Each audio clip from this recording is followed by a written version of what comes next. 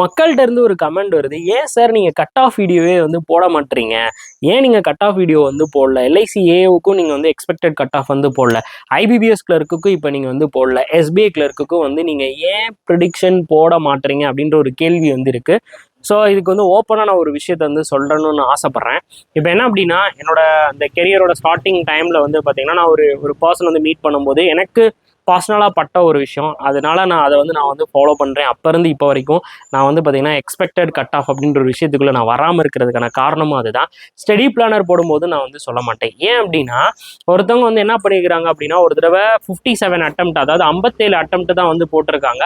அப்போ எல்லாருமே சொல்ல நல்ல அட்டம்ப்ட் வந்து 65+ வந்து போட்டிருக்கணும், கட் ஆஃப் வந்து பார்த்தீங்கன்னா உங்களுக்கு 67 புள்ளிக்கிட்ட வரும், இல்லை 68 புள்ளிக்கிட்ட வரும் அப்படின்ற மாதிரி சொன்னனால அவங்க வந்து என்ன பண்ணிட்டாங்க, வெக்ஸ் ஆகி படிக்காம விட்டுட்டாங்க.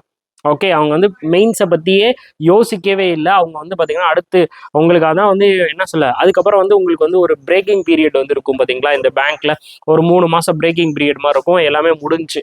அப்போ அந்த டைமில் படிக்காமல் விட்டாங்கன்னா என்ன ஆகும், திருப்பி நமக்கு வேஸ்ட்டாக போயிடும். அந்த டைமில் நீங்கள் மெயின்ஸ் வந்து படிக்கல அப்படின்னா, நீங்கள் டக்குன்னு ஒரு 10 நாளைக்கு முன்னாடி என்ன வரும் அப்படின்னா, உங்களுக்கு வந்து ரிசல்ட் வந்திருக்கும். 10 நாளைக்கு முன்னாடி நம்ம என்ன பண்ண முடியும், ஸோ கையும் ஓடாது காலும் ஓடாது, இதை படிக்கலாமா அதை படிக்கலாமா அப்படின்னு ஒரு ப்ரெஷரைஸில் வந்து போனால் கண்டிப்பாக நம்மளால் கிளியர் பண்ண முடியாது. அப்போ அந்த ஒரு இன்சிடென்ட் வந்து பார்த்திங்கன்னா எனக்கு வந்து ஜஸ்ட் ஒரு விஷயத்தை வந்து தோணுச்சு. நம்ம சொல்கிறதுனால நல்லா ஒரு சில பேர் என்ன பண்ணியிருக்கிறான், 100% அக்யூரசி வந்து போட்டிருப்பான். அவன் கம்மியான அட்டம்ப்ட் போட்டாலும் அவனை நார்மலைசேஷனுக்குள்ளே கொண்டு வந்து பாஸ் பண்ணி விட்டுருவாங்கங்க. அதுதான் இப்போ நடக்குது. அதை நீங்கள் எஸ்பிஐபிஓலையும் சரி, இந்த ஐபிபிஎஸ்பிஓ ரிசல்ட்லேயே உங்களுக்கு வந்து தெரிஞ்சிருக்கும். கரெக்டுங்களா? நம்ம அட்டன் பண்ணியிருக்கிறது ஒன்றா இருக்கும், நமக்கு வந்திருக்கிற மார்க் ஒன்றா இருந்திருக்கு. ஒரு சில பேர் என்ன சொல்கிறாங்க அப்படின்னா, சார் நான் வந்து 15 கிட்ட நான் வந்து அட்டன் பண்ணியிருந்தேன், பட் எனக்கு வந்து மார்க்கு ரொம்ப ரொம்ப கம்மியாக வந்திருக்கு அப்படின்றாங்க. ஒரு சில பேர் வந்து சார் நான் 10 தான் வந்து போட்டேன், 11 தான் போட்டேன், ஆனால் எனக்கு வந்து மார்க் வந்து 6 மார்க்கு 7 மார்க்குக்கு மேலே வந்து டிஃப்ரென்ஸ் வந்து வந்திருக்கு அப்படின்றாங்க. இது எல்லாத்துக்குமே காரணம் என்ன அப்படின்னா, இப்போ இருக்கக்கூடிய இந்த நார்மலைசேஷன் அப்படின்ற ஒரு விஷயம் தான்.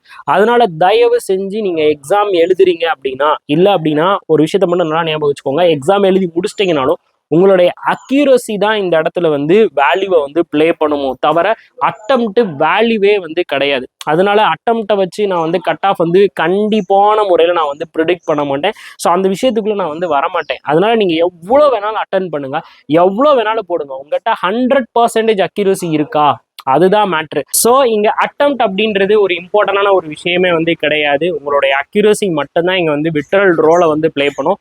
நீங்கள் கண்டிப்பாக 100% அக்யூரசி வந்து மெயின்டைன் பண்ணியிருந்தீங்க அப்படின்னா ஷாராக சொல்கிறேன், நீங்கள் கண்டிப்பாக பாஸ் பண்ணிடுவீங்க. அதனால் அதை மட்டும் நீங்கள் நம்புங்க. மற்றபடி இந்த கட் ஆஃப் மாறும், மாறாமல் போகும், what ever it is happen.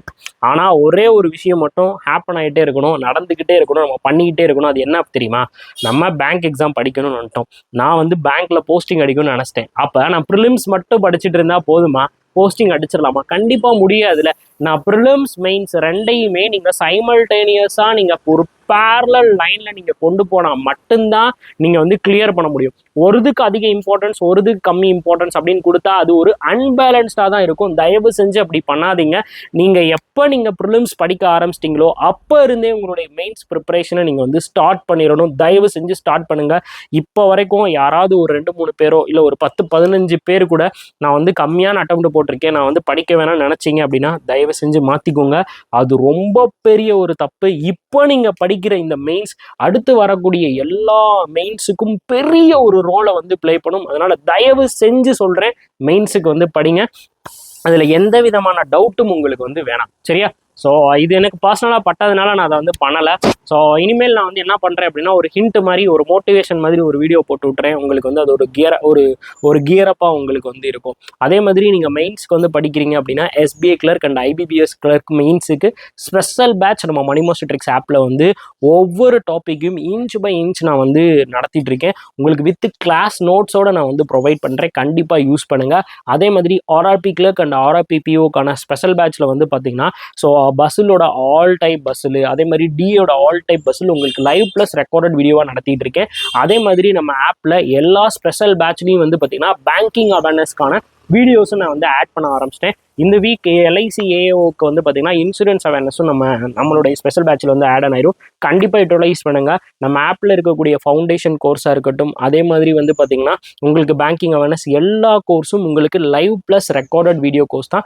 என்னோட பக்கா மென்டர்ஷிப் உங்களுக்கு வந்து இருக்கும். நம்ம ஆப்பில் இருக்கக்கூடிய எல்லா கோர்ஸும் உங்களுக்கு ஒட்டுக்கா நம்மளுடைய அல்டிமேட் கோர்ஸ் அப்படின்றதுக்குள்ள ஆட் ஆயிரும். இந்த அல்டிமேட் கோர்ஸில் நம்ம ஃபியூச்சரில் என்ன பண்ணாலும் அது உங்களுக்கு வந்து ஆட் ஆயிரும் மக்களே. அதனால் கண்டிப்பாக அல்டிமேட் கோர்ஸ் வந்து யூஸ் பண்ணிக்கோங்க. கொரிஷன் தான் கமெண்ட் பண்ணுங்க.